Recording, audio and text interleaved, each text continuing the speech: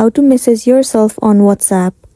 It's pretty simple and a quick process, so without any further delay, let's jump right into the video.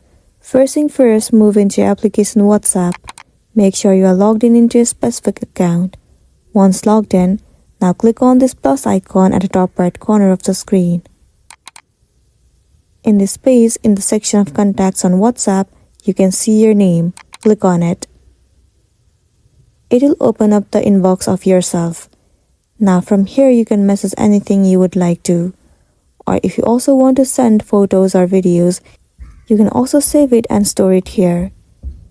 Now if you click on this plus icon, you will be able to see tons of different features, photos, location, contact, and many more. You can use this feature according to your need and then you'll be good to go. So this is simply how you can message yourself on WhatsApp. If this video helped you, give it a like and check out our next tutorial. Thank you.